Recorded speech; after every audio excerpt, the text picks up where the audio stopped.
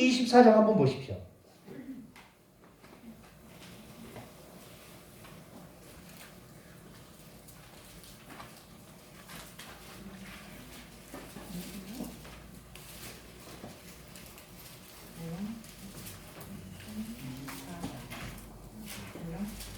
민수기 24장. 그렇죠. 발람. 3절 보십시오.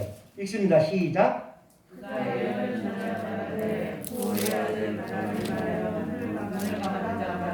4절.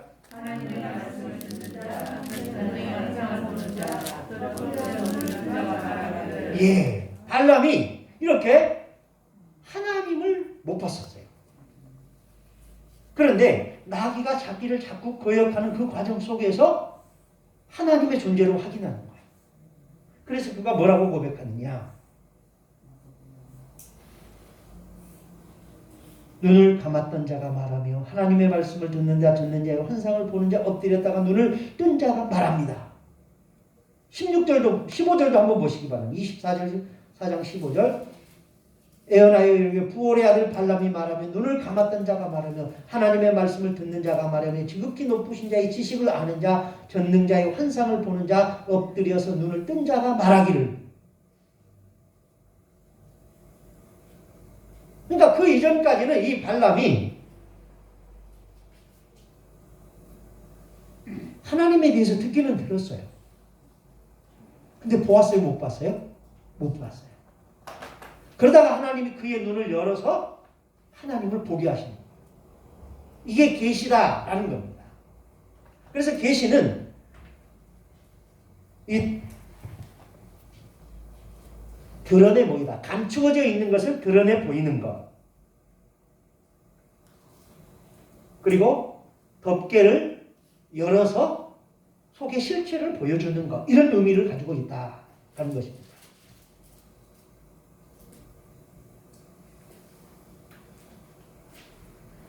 그런데 이 계시라는 말은 구약 시대에 일반적인 사람들에게는 허용되지 않았습니다.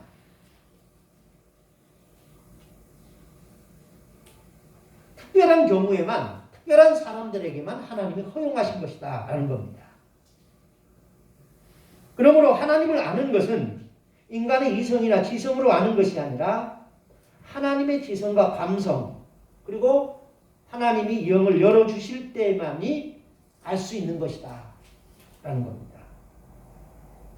그러면 하나님이 인간에게 자신을 알려주신 방법이 두 가지가 있는데, 이 계시의 방법이 두 가지가 있는데, 하나는 자연을 통해서 모든 사람이 신의 존재를 인식할 수 있도록 하는 방법이 있고, 또 다른 하나는 특별한 사람들에게 주시는 방법이 있다라는 겁니다. 자연계시입니다. 자연계시. 모든 사람들에게 신의 존재를 인정할 수밖에 없도록 한 방법. 로마서 1장 20절 한번 보시기 바랍니다.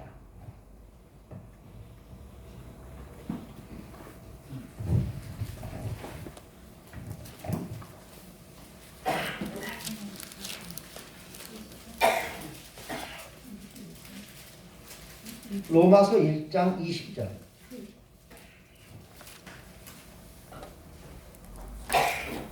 읽습니다. 시작. 창세로부터 그의 보이지 아니하는 것들 곧 그의 영원하신 능력과 신성이 그가 만드신 만물에 분명히 보여야 되더니 그러므로 그의 유리한 털같이니라. 예, 창세로부터 그의 보이지 아니하는 것들 곧 그의 영원하신 능력과 신성이 그 만드신 만물에 분명히 보여 알게 되나니 그러므로 저희가 핑계하지 못할지니라. 이렇게 자연 속에다가 하나님의 존재를 박아놓았다는 겁니다. 그래서 자연의 신비를 보면서 신의 존재를 인식할 수 있게 했다.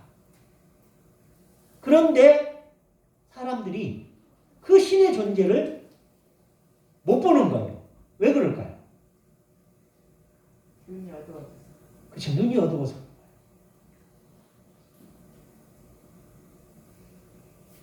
근데 이 눈이 우리의 육적인 눈이냐, 영적인 눈입니다. 예. 그래서 팔복에 보면 뭐라고 말합니까? 마음이 청결한 자는 복이 있나니 저희가 누구를 볼 것이라? 하나님을 볼 것이라. 마음이 청결한 자가 누구를 보냐? 하나님을. 눈이 깨끗한 자가 아닙니다. 시력이 좋은 자가 복이 있나니 저희가 하나님을 볼 것이, 이런 얘기가 아니라 마음이 청결한 자, 마음이 깨끗한 자가 하나님을 볼 것이다 하고 있습니다. 미국 러시아의 첫 번째 우주 비행사였던 유린 가가린이라는 사람이, 러시아니까 무신론자들이에요. 그렇죠? 공산주의니까. 그래서 이 사람이 우주 비행을 하고 돌아와서 이런 고백을 했답니다. 내가 우주를 가봤다. 그렇지만 그 어디에도 신의 형상은, 신의 존재는 발견하지 못했다. 그러니까 그 인터뷰를 들은 미국의 어떤 여자아이가 그 사람한테 이런 질문을 했답니다. 그 순간 우주를 떠나서, 지구를 떠나서 우주를 비행하던 그때 선생님의 마음은 깨끗했습니까? 라고.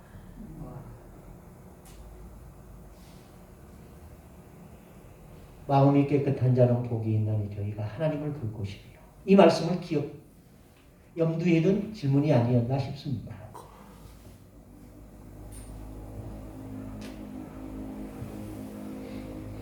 특별계시입니다. 특별계시. 이 특별계시란 말 그대로 특별히 하나님의 선택된 사람들에게만 보여주는 것을 말합니다. 하나님이 창조한 인류는 두 계열로 번성합니다. 한 계열은, 모든 인류는 아담으로부터 시작됐습니다. 그렇죠? 예. 그러나 그의 아들들 대해서 이 종교적으로 두 개의 종교적으로 분열이 됩니다. 그래서 하나는 하나님과 관계가 있는 믿음의 족보로, 또 하나는 하나님과 관계가 없는, 하나님과 단절된 관계로 성장을 합니다. 아담의 두 아들이 있었습니다. 누구와 누구입니까? 가인과 아벨.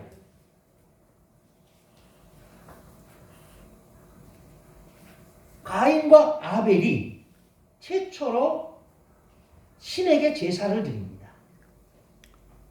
근데 이 신에게 최초로 제사를 드렸다라는 말을 제의적 관점에서는 최초라고 보여지는데, 과연 가인과 아벨이 최초였을까? 아니면 아담이 하나님께 제사 드리는 것을 보았을까? 여러분 어떻게 생각하십니까?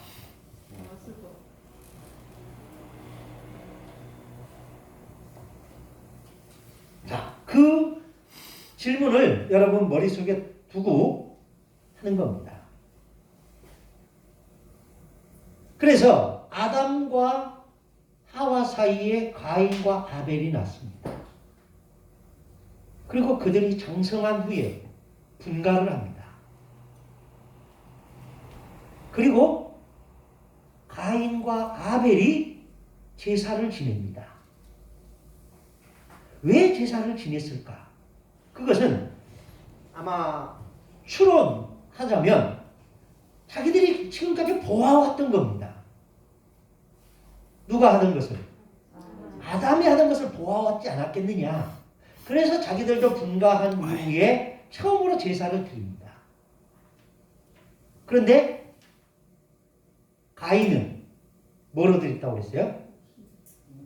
밭의 소산으로 드리고, 아벨은 양의 첫 새끼로 드렸다라고 되어 있습니다. 그런데 하나님이 밭의 소산물로 드린 가인의 제사는 받지 않고 양의 첫 새끼로 예물을 드린 아벨의 제사를 받았다. 여기서 한 하나님께 예배하는 건 맞는데 방법이 달라지는 겁니다. 하나는 피의 제사를, 하나는 소산물의 제사를 드리는 겁니다. 이 소산물은 쉽게 말하면 감사의 제사입니다.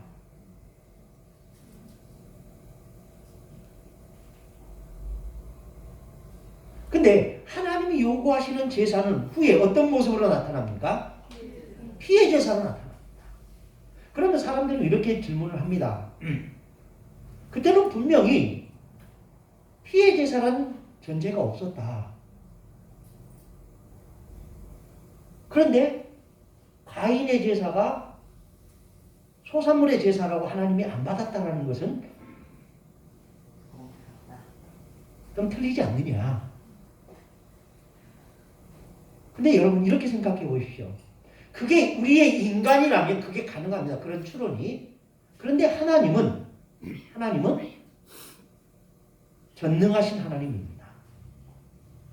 인간이 그렇게 행하지 않았을지라도 하나님의 방법은 이미 오래전부터 갖고 있었다라는 얘기가 되는 거예요.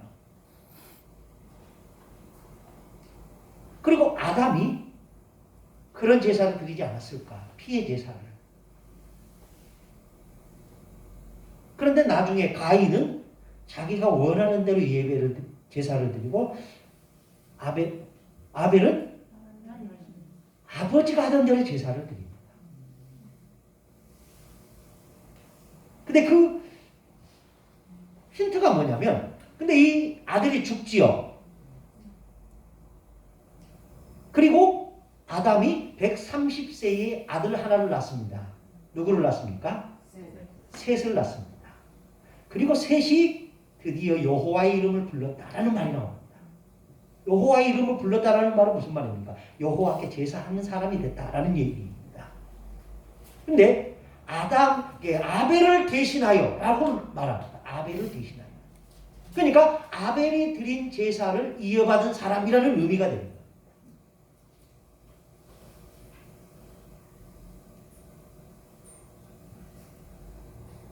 그래서 이렇게 아담의 두 아들 사이에서 나타난 예배의 형태, 예배가 달라지는 거예요. 하나님이 원하시는 예배냐? 인간이 원하는 예배냐? 자, 여기서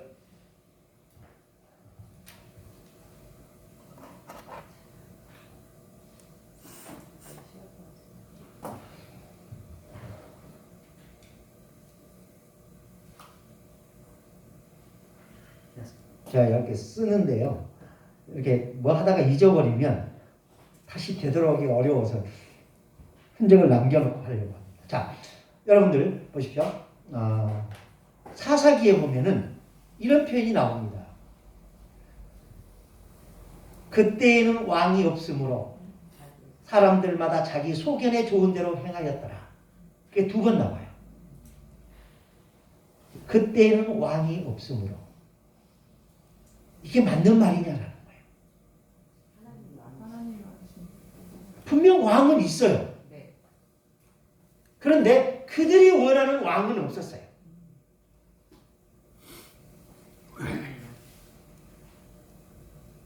그런데 어디죠? 사무엘상에 가면은 이스라엘 백성들이 사무엘에게 우리에게 왕을 달라. 그랬을 때 하나님이 뭐라고 말씀하시느냐? 줘라. 그들이 너를 버리고 너의 아들들을 버리는 것이 아니라 나를 버려 왕이 못되게 하려 함이라 라고 했습니다. 그런데 그 말을 하시기 전에 사사기에 그때에는 왕이 없으므로 자기 소견에 좋은 대로 행하였더라. 이 말은 무슨 말이냐면은 그들이 하나님을 하나님으로 인정하지 않으면서 자기들이 원하는 방식으로 예배했다라는 의미예요. 그러니까 하나님이 원하시는 방법대로 예배하지 않는 것은 곧 하나님을 인정하지 않는 거거든요. 그래서 하나님이 그들과 없는 거거든요. 가인과 아벨 이 두 사람 사이의 제사가 하나님이 원하시는 예배냐 하나님이 원하시는 않는 예배냐로 나누어집니다. 그래서 이것이 분기점이 돼서 나중에 자연종교로 발전을 합니다. 누구의 후예가? 가인의 후배가. 그리고 셋을 통하여 아벨을 대신하여 주신 그 셋을 통하여 연결된 예배가 무슨 예배로 연결되냐? 피의 제사로 연결이 됩니다. 무슨 말인지 아시겠죠? 네. 예. 자, 이렇게 아담의 두 아들들이 갈라집니다. 그러다가 노아 시대에 이르러 여호와의 관계를 가진 족속들이 가인의 후예들에게 흡수를 당합니다. 그래서 하나님이 심판하시는 거예요. 그런데 그 많은 사람들 가운데 유일하게 딱 한 사람만이 그 하나님의 구속사적 관점에서의 신앙을 간직하고 있었습니다. 그 사람이 누구냐? 노아입니다. 그래서 성경이 뭐라고 말합니까? 한번 보십시오. 창세기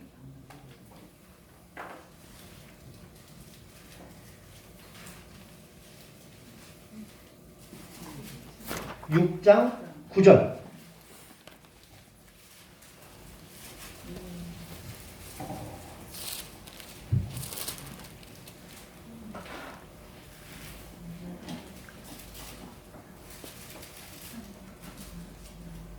찾으셨죠?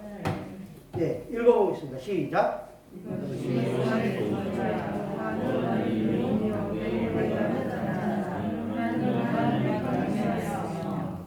다시. 이것이 여호와의 종이라. 여호와는 의인이요 당대에 완전한 자라. 그는 하나님과 동행하였으며. 예. 노아는 의인이요 당대에 완전한 자라. 그는 누구와 동행했다? 하나님과 동행했다. 여기서 하나님과 동행했다라는 말은 무슨 의미일까요? 그가 하나님과 동행한 게 아니라 하나님이 그와 동행했다라는 의미입니다.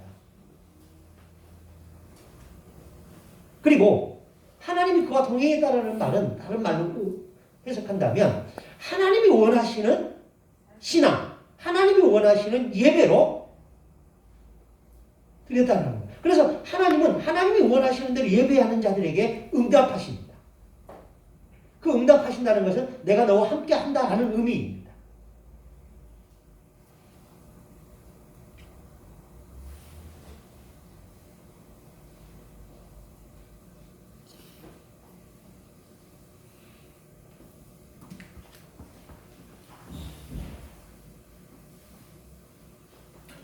그래서 하나님은 노아 시대에 홍수로 그 시대의 사람들을 멸하십니다.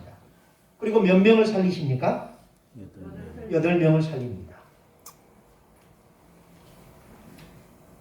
근데 이 8명에서 노아와 그의 아내 그리고 3명의 아들과 3명의 며느리들 셈과 함과 야벳. 근데 노아가 방주에서 나와서 농사를 짓습니다. 무슨 농사를 짓습니까? 포도원 농사를 짓습니다. 그리고 그 포도즙을 먹고 취합니다. 포도즙을 먹고 취했다.